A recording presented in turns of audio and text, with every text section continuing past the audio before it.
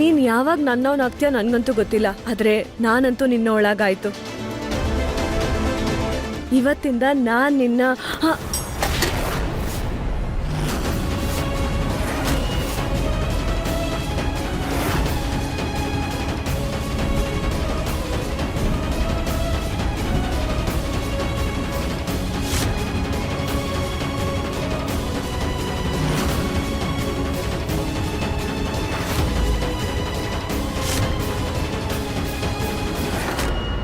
Suraj ಮಾಮನ್ status change ಆಗೋಯ್ತು.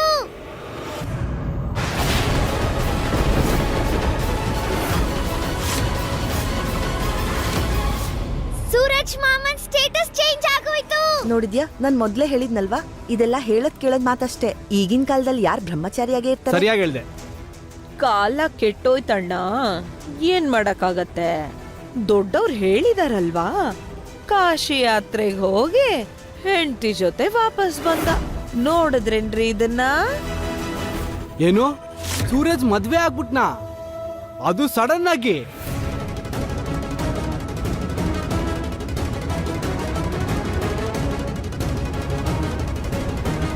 ಅಣ್ಣ ಏನಿದು?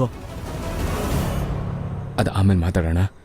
ಇದರಲ್ಲಿ ದುಡ್ಡಿದೆ, ತಗೊಂಡೋಗಿ ಆಸ್ಪತ್ರೆ ಕಟ್ಬಿಡು. ಅಣ್ಣ ನೀವು ಅದ್ಗೇನು ನೋಡ್ಕೊಳ್ಳಿ, ಮಿಕ್ಕಿದ್ ನಾನು ನೋಡ್ಕೋತೀನಿ. ಅದ್ಗೇನು ನೋಡ್ಕೊಳ್ಳಿ.